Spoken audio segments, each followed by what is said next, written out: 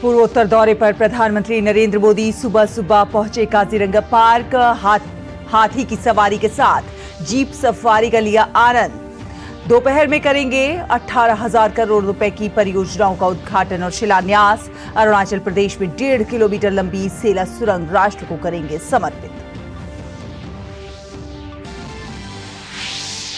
असम और अरुणाचल प्रदेश के बाद पश्चिम बंगाल के सिलीगुड़ी पहुंचेंगे प्रधानमंत्री नरेंद्र मोदी।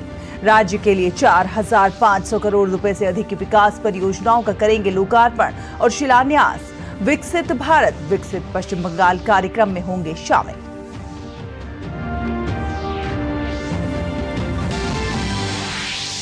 आगामी लोकसभा चुनाव के मद्देनजर वरिष्ठ भाजपा नेता अमित शाह आज बिहार दौरे पर।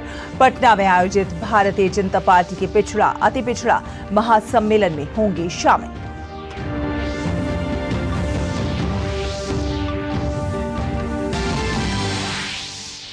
खेल की खबरों में भारत और इंग्लैंड के बीच धर्मशाला में खेले जा रहे सीरीज के आखिरी टेस्ट में भारत की स्थिति मजबूत। पहली पारी के आधार पर बनाई मजबूत बढ़त। रोहित शर्मा और शुभमन गिल ने खेली शतकीय पारी।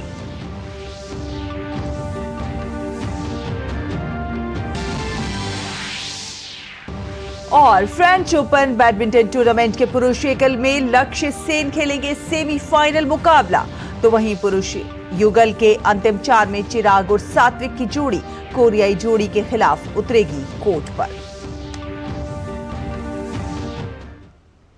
नमस्कार, डीडी न्यूज देख रहे हैं आप और आपके साथ मैं हूं शहला निगार। आपको बता दें कि प्रधानमंत्री नरेंद्र मोदी असम के दौरे पर हैं। प्रधानमंत्री ने असम दौरे के दूसरे दिन की शुरुआत काजीरंगा में राष्ट्रीय उद्यान के दौरे के साथ की। उन्होंने प्रकृति के अद्भुत नजारों का अवलोकन करने के साथ साथ उद्यान के कर्मियों से भी मुलाकात की। उन्होंने खुली जीप और हाथी पर सफारी का लुत्फ उठाया। पीएम मोदी की संयुक्त राष्ट्र शैक्षिक, वैज्ञानिक और सांस्कृतिक संगठन यूनेस्को के घोषित विश्व धरोहर स्थल की ये पहली यात्रा है।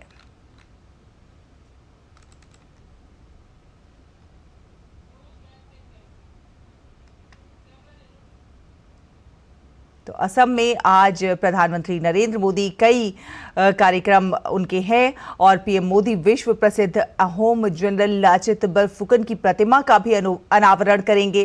पीएम मोदी जोरहाट में सार्वजनिक कार्यक्रम में स्वास्थ्य, तेल और गैस, रेल एवं आवास क्षेत्रों को मजबूत करने वाली कई विकास परियोजनाओं का उद्घाटन और शिलान्यास भी करेंगे। असम का जोरहाट समृद्ध ऐतिहासिक विरासत का महत्वपूर्ण हिस्सा रहा है। इस धरती ने 16वीं सदी में मुगलों के विस्तारवाद को न सिर्फ चुनौती दी बल्कि सराय घाट की लड़ाई में उनको पीछे हटने पर भी मजबूर किया। उस वक्त इस युद्ध के हीरो रहे थे लाचित वारफुकन। प्रधानमंत्री शनिवार को जोरहाट में लाचित मैदान होलंगापार में इसी अहोम जर्नल के 125 फीट ऊंची कांस्य प्रतिमा का अनावरण करेंगे, जिसे स्टैच्यू ऑफ वेलोर का नाम दिया गया है। 214 करोड़ की अधिक लागत से निर्मित ये लाचित मैदान 64,913 वर्ग मीटर में फैला है, जिसे लाचित बरफुकन सांस्कृतिक केंद्र के तौर पर विकसित किया गया है। इस परिसर में 2 संग्रहालय भी बनाए जा रहे हैं। प्रधानमंत्री नरेंद्र मोदी जी यहाँ आके ये लाचित बरफुकन जो 17 बार मुगल को पराजय किया, देश को रक्षा किया, ये नॉर्थ ईस्ट को रक्षा किया, ये मुगल सेना को पराभूत करके उसका स्टैच्यू उद्घाटन करेगा। यहाँ का एक प्रोजेक्ट यहाँ मत 314 करोड़ का ये प्रोजेक्ट यहाँ में कल्चरल ये बनेगा। यहाँ में ये बहुत खुशी का, नॉट ओनली ये जोरहाट व अपर असम का, ये सारा असम का, देश के लिए ये बहुत खुशी का बात है। पीएम मोदी जोरहाट में प्रधानमंत्री आवास योजना के तहत 5,50,000 घरों की चाबी भी लाभार्थियों को सौंपेंगे।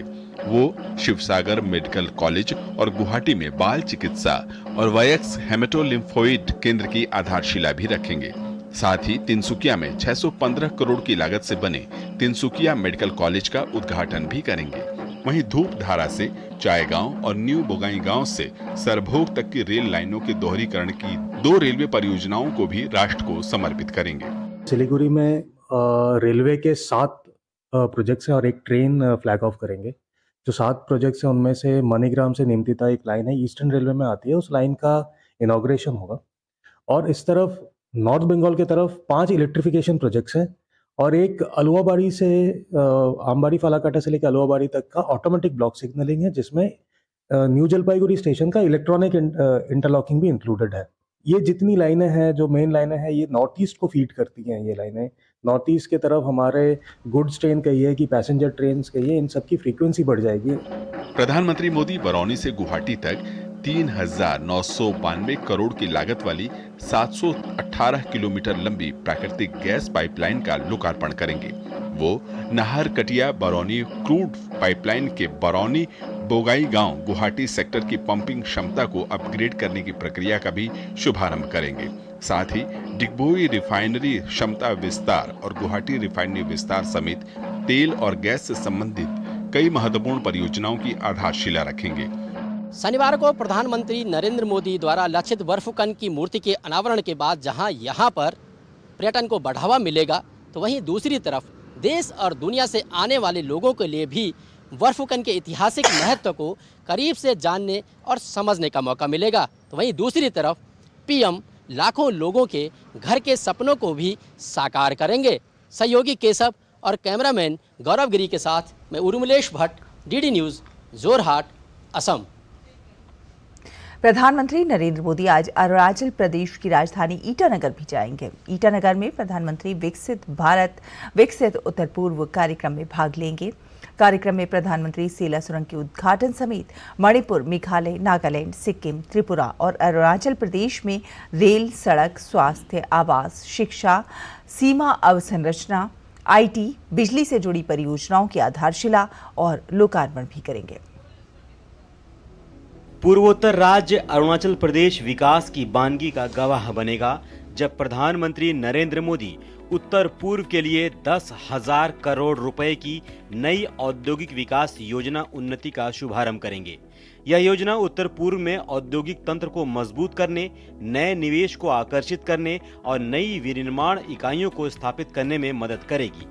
भारत सरकार की तरफ से वित्त पोषित ये योजना सभी 8 उत्तर पूर्वी राज्यों में लागू होगी। अरुणाचल प्रदेश के लिए बहुत बड़ी खुशी जो प्रधानमंत्री जी लेकर आ रहे हैं वो कि हमारा जो सेला टनल है उसका इनॉग्रेशन होगा। सेला टनल 31,000 फीट ऊपर एक ऑल वेदर टनल है, जो हमारे वहाँ पे सिपाही काम करते हैं तो उनको कोई दिक्कत नहीं आएगी। प्रधानमंत्री सेला सुरंग परियोजना का भी उद्घाटन करेंगे, जो बालीपारा चारिद्वार तावांग रोड पर सेला दर्रे के पार तवांग तक सभी मौसम में कनेक्टिविटी प्रदान करेगा। यह परियोजना न केवल क्षेत्र में तेज और अधिक कुशल परिवहन मार्ग प्रदान करेगी, बल्कि रणनीतिक महत्व में भी मददगार साबित होगी।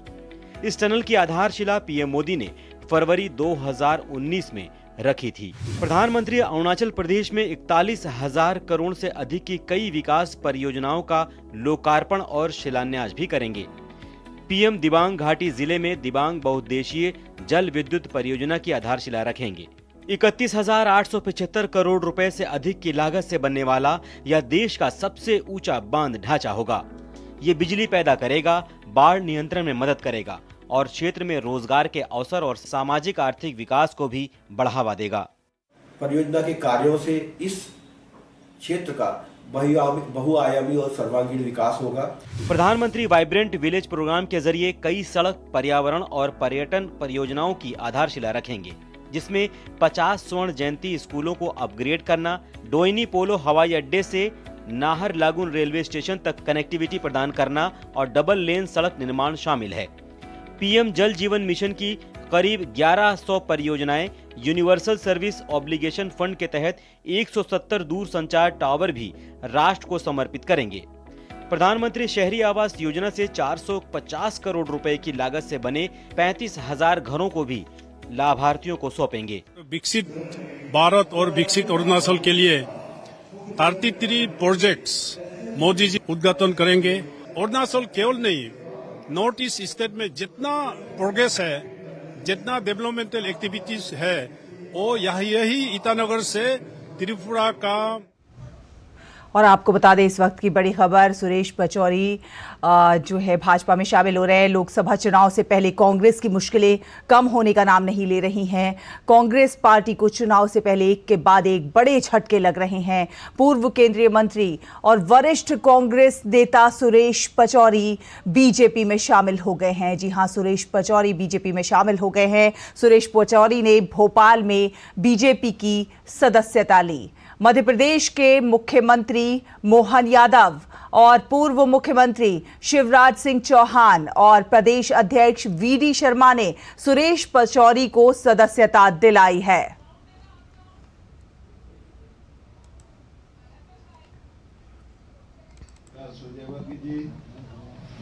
हमारे नरोत्तम मिश्रा जी, महेंद्र सिंह जी प्रभारी हमारे, और संजय पाठक जी, संजय भाई, विशाल पटेल जी, सभी आज जो आने का मुख्य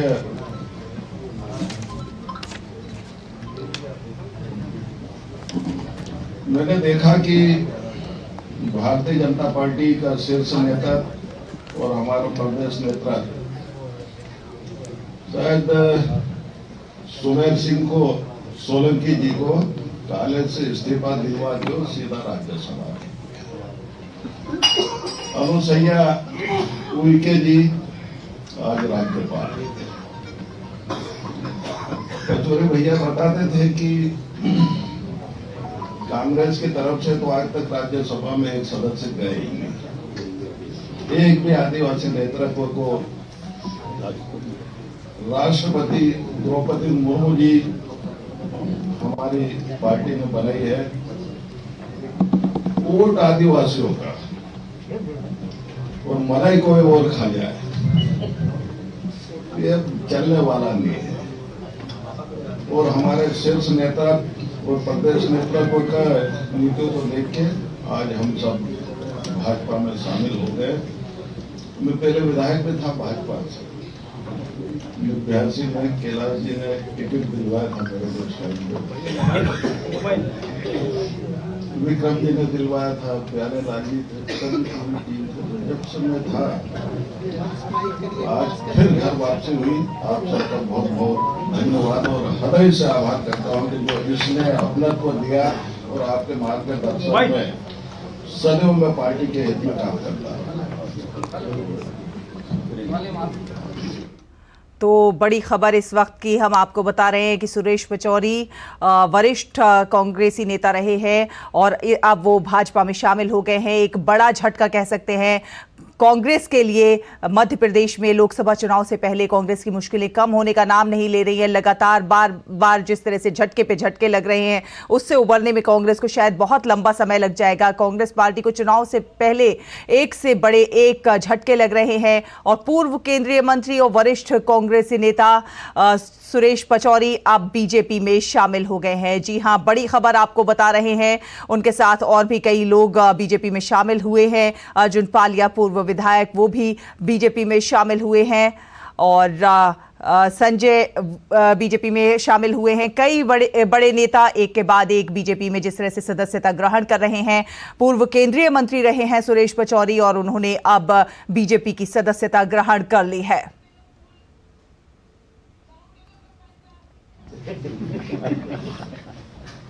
आदरणीय महेंद्र सिंह साहब जो इंचार्ज हैं, मेरे छोटे भाई संजय पाठक जी, राजू खेड़ी जी, और मेरे स्वर में लाते हुए, मेरे कदम के साथ कदम मिलाते हुए जो मेरे बहुत महत्वपूर्ण साथी आज यहाँ कांग्रेस से बीजेपी में आए हैं, वो सभी मेरे लिए बहुत मूल्यवान साथियों, सम्मानित पत्रकार साथियों, देवी और सज्जनों, सबसे पहले मैं महाशिवरात्रि के पावन पर्व पर आप सबको बहुत हार्दिक बधाई और शुभकामनाएं देता हूँ। आज का बड़ा पावन दिन है और मुहूर्त भी बड़ा उत्तम है। मैंने जब राजनीति में प्रवेश किया था तो मेरा ध्येय था समाज सेवा और राष्ट्र सेवा का। परतंत्रता की बेड़ियों से जब मुक्त हुआ हमारा भारत, तो आजाद भारत में कांग्रेस की ये परंपरा रही कि हम एक कास्टलेस, एक सोसाइटी, क्लासलेस सोसाइटी को स्थापित करेंगे। एक नारा भी लगा था, ना जात पर ना पात पर। आज वो नारा दरकिनार हो गया है। हम जाति के आधार पर बात कर रहे हैं, उद्बोधन दे रहे हैं। उससे वर्ग संघर्ष बढ़ रहा है, जाति संघर्ष बढ़ रहा है। अभी पिछले दिनों में जो कुछ राजनीतिक निर्णय हो रहे हैं कांग्रेस में, जो धार्मिक निर्णय हो रहे हैं, वो बड़े असहज करने वाले हो रहे हैं। आप कहेंगे एक दो का उल्लेख करिए। मैं डिफेंस प्रोडक्शन मिनिस्टर रहा हूं, कभी भी सेना के शौर्य पर प्रश्नवाचक चिन्ह नहीं लगाया जाता, सबूत की बात नहीं कही जाती। जहां तक धार्मिक निर्णयों का प्रश्न है, मैं केवल एक बात कहूंगा, भगवान श्री राम जी के प्राण प्रतिष्ठा समारोह का जब आयोजन रहा, तो उसके निमंत्रण पत्र पर एक अमर्यादित भाषा का इस्तेमाल करना, ठुकरा दिया निमंत्रण, ठुकरा दिया। और ये बात मैं इसलिए कह रहा हूं, मुझे आघात इसलिए पहुंचा, मुझे यहाँ हमारे सम्मानित नेता जो अयोध्या में भगवान श्री राम जी का मंदिर बने, इस बात के पक्षधर रहे हैं, और मैं भी इसका पक्षधर शुरू से। मेरे पास दस्तावेजी सबूत है, आपको दूंगा। अयोध्या में भगवान श्री राम जी के मंदिर का ताला खुलना, शिलान्यास होना, ये किस कार्यकाल में हुआ? बोला जा सकता था। फिर निमंत्रण पत्र को अस्वीकार करने की आवश्यकता क्या थी? और मैं साक्षी इसलिए रहा हूं कि मैं द्विपीठाधीश्वर ब्रह्मलीन जगतगुरु शंकराचार्य जी महाराज स्वामी स्वरूपानंद जी सरस्वती का दीक्षित शिष्य। मुझे तत्कालीन प्रधानमंत्री राजीव गांधी जी ने भेजा कि शंकराचार्य जी से पूछ के आओ क्या करना है। मैं आया, पत्र लाया हूं। तत्कालीन तो राम मंदिर के प्राण प्रतिष्ठा के निमंत्रण पत्र को अस्वीकार कर देना, सेना के शौर्य पर सवाल खड़े करना, कई ऐसे सवाल हैं जिनसे कांग्रेस में जो लोग हैं वो भी अंदर से खुश नहीं हैं, और इसीलिए कहीं ना कहीं बीजेपी का दामन थामते जा रहे हैं। जो बड़े और वरिष्ठ नेता है वो बीजेपी का दामन थामते जा रहे हैं। हमारे साथ आदित्य श्रीवास्तव, हमारे संवाददाता, इस पर ज्यादा जानकारी के साथ हमारे साथ जुड़ गए हैं। आदित्य, कैसे देखते हैं? कांग्रेस के लिए तो एक बहुत बड़ा झटका है, क्योंकि इतने बड़े बड़े वरिष्ठ नेता सुरेश पचौरी पूर्व केंद्रीय मंत्री भी रहे हैं और अब बीजेपी की सदस्यता ग्रहण कर चुके हैं। बिल्कुल, बहुत बड़ा जैसे कहें कि झटका है ये कांग्रेस के लिए। वो इसलिए क्योंकि मध्य प्रदेश में कांग्रेस को स्थापित करने में जिन लोगों का हाथ रहा है उनमें सुरेश पचौरी भी रहे हैं। सुरेश पचौरी बहुत पुराने नेता हैं कांग्रेस के, कद्दावर नेता रहे हैं कांग्रेस के, और सुरेश पचौरी ने मध्य प्रदेश में कांग्रेस के संगठन को जिस तरह के कहें तो सींचने का काम किया था।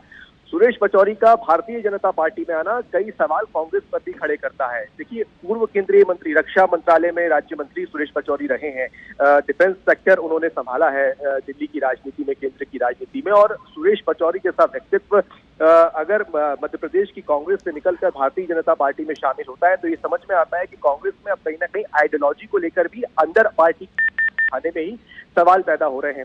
कई और बड़े नाम हैं। देखिए, अकेले सुरेश पचौरी नहीं है। सुरेश पचौरी आप सुन रहे थे, अभी कह रहे थे, कई अनमोल साथी हैं। बिल्कुल, संजय शुक्ला उनमें से एक है जो उनके साथ लंबे समय से काम करते आए हैं। गजेंद्र सिंह राजू खेड़ा धार से पूर्व सांसद रहे हैं, लंबे समय से धार अगर बात की जाए तो वहाँ की राजनीति में बहुत सक्रिय रहे हैं। कैलाश मिश्रा मध्य प्रदेश की भोपाल की अगर बात करें तो नगर निगम बड़े पदों पर रहे हैं। ये सब वो लोग हैं तो ये नए कांग्रेस कार्यकर्ता नहीं है जो पिछले 10 से 15 या 20 साल में कांग्रेस में हुए थे। ये वो कार्यकर्ता है जो पिछले 60 साल से मध्य प्रदेश में कांग्रेस की राजनीति कर रहे थे। और देखिए जो सुरेश पचौरी कह रहे थे ना कि वो रक्षा मंत्रालय में हैं, वो मध्य प्रदेश में प्रदेश अध्यक्ष रह चुके हैं कांग्रेस के, वो बेसिकली बात अब यही आ रही है कि आइडियोलॉजी को लेकर, चाहे वो राम मंदिर का निमंत्रण ठुकराने की बात की जाए, सेना पराक्रम शौर्य पर सवाल उठाने की बात की जाए, अब कहीं ना कहीं वरिष्ठ नेता यही समझ रहे हैं कि अब शायद कांग्रेस के अंदर वो आइडियोलॉजी जिस पर वो उन्होंने कांग्रेस की शुरुआत हुई थी, जिस पर वो चलते आ रहे थे, जिस पर कांग्रेस को उन्होंने स्थापित किया था मध्य प्रदेश के अंदर, कहीं ना कहीं वो हिल चुकी है, वो नींव हिल रही है। और यही वो कारण है कि अब वो धीरे धीरे जो है वो भारतीय जनता पार्टी का रुख कर रहे हैं। और एक चीज और है, ये सिर्फ शुरुआत अभी कह सकते हैं, अभी कई और लोग हैं। खबर ये मिल रही है कि जबलपुर, नरसिंहपुर और तमाम अलग अलग जिले जो हैं, खासकर महाकौशल के, वहां से भी कई और नेता हैं जो आने वाले कुछ दिनों में भारतीय जनता पार्टी का दामन थाम सकते हैं। कई बड़े नेता, कई बड़े चेहरे और जो है वो आपको सुनाई दे सकते हैं। तो चलिए आदित्य, आप बता दीजिए, अगर आपको कुछ सूत्रों से जानकारी मिल रही है तो क्या आप बता सकते हैं कि कौन से और भी लोग अभी शामिल हो रहे हैं? देखिए अभी नामों का जैसे कहें कि खुलासा करना ठीक नहीं होगा, मुझे ऐसा लगता है, क्योंकि देखिए राजनीति है। जैसे कहें कि अभी हाल में कई बड़ा नाम कमलनाथ को लेकर चला था, लेकिन कमलनाथ दिल्ली तक भी पहुंचे और उसके बाद फिर चीजें थोड़ी बदली हुई नजर आई। कुछ अभी फिलहाल वो सही वक्त नहीं होगा कि हम उन नामों पर तो चलिए आपको इस खबर पर आगे लेकर चलेंगे, लेकिन आपको दिखा दें कुछ दृश्य आ रहे हैं। प्रधानमंत्री नरेंद्र मोदी काजीरंगा पार्क पहुंचे थे उसके, लेकिन उससे पहले चलिए एक छोटा सा ब्रेक ले लेते हैं।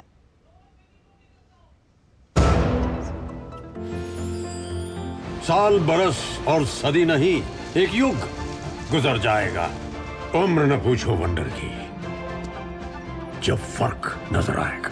वंडर सीमेंट, फर्क नजर आएगा। हेलो बेटा।